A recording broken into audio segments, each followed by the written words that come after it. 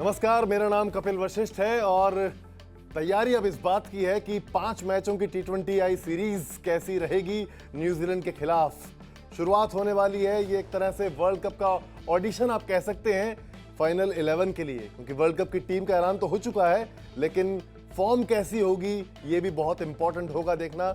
इसीलिए ये 5 मैचों की सीरीज भारतीय टीम के लिहाज से बहुत इंपॉर्टेंट है। न्यूजीलैंड हमको एक साल से कुछ ऊपर के वक्त में टेस्ट सीरीज हरा चुकी है, वनडे सीरीज अभी घर में हरा दी है और अब T20I की बारी है। क्या ऐसा ना हो, फैंस कम से कम यही कह रहे हैं कि ये 5 मैचों की T20I सीरीज भारतीय टीम को जीतनी बहुत जरूरी है और दबदबे के साथ जीत कर दिखानी है कि देखिए घर पर तो चैंपियन हम ही हैं।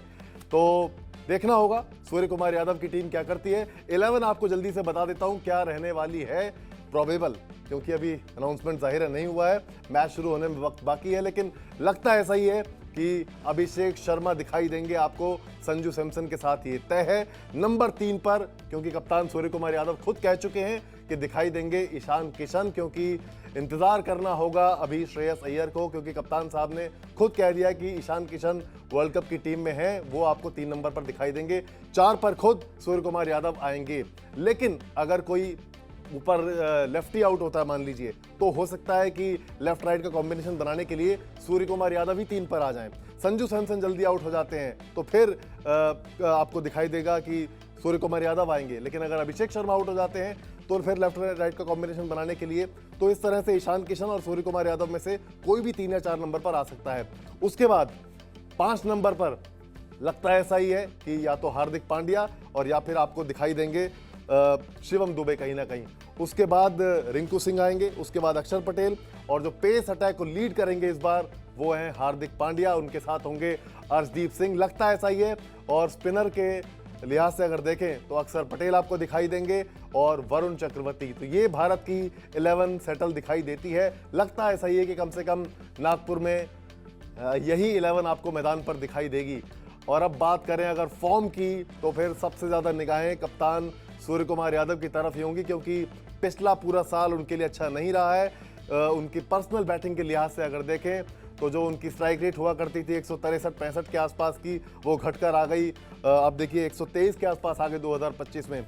22 इनिंग उन्होंने खेली और अगर उनके बल्ले से सिर्फ 244 रन निकल रहे हैं, हालांकि मुझे कोई शक शुबा उनको लेकर बिल्कुल नहीं है।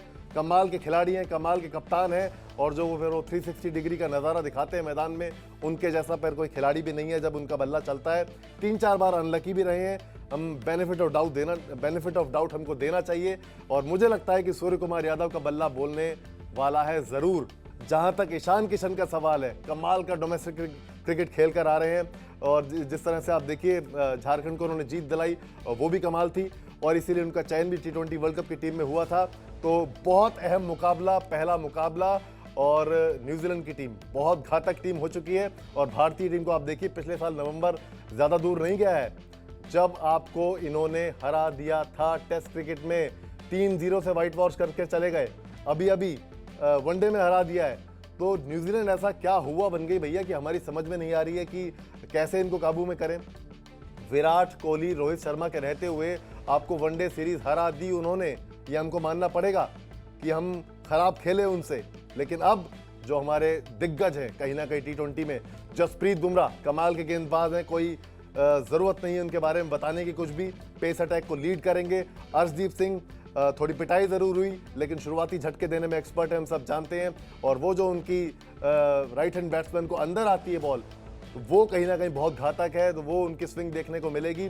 और वरुण चक्रवर्ती, ये मानना होगा कि उनकी जो मिस्ट्री है अभी टीमों की समझ में नहीं आ रही है, तो उनकी कैरम बॉल भी इंपॉर्टेंट रहेगी।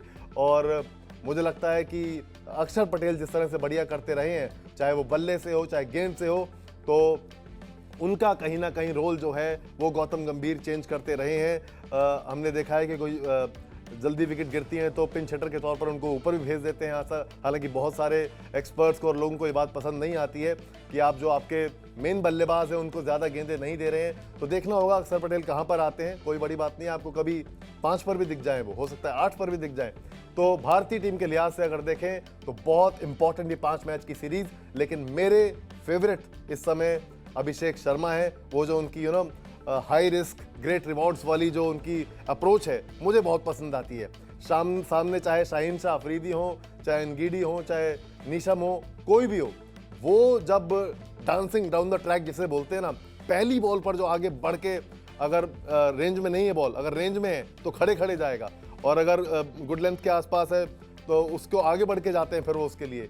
और चाहे कट मारे, चाहे अपर कट मारे, चाहे उठा के मारे, वो जो उनका तरीका है खेलने का मुझे बड़ा पसंद है, और इसीलिए वो बहुत खतरनाक है बाकी टीमों के लिए। तो अभिषेक शर्मा पर निगाहें होंगी, और T20 वर्ल्ड कप में भी बहुत बड़ा रोल उनका रहने वाला है। तिलक वर्मा नहीं है इस सीरीज में, हम सब जानते हैं, इंजर्ड है वो, अभी पूरी तरह फिट नहीं हो पाए हैं, और इसीलिए ईशान किशन को मौका भी मिल रहा है। तो मैं ये कहूँगा कि ये भारतीय 11 खेलने वाली है जो मैंने अभी आपको बताई, लेकिन न्यूजीलैंड की टीम को हम सब जानते हैं, कमतर करके हम नहीं आंक सकते हैं।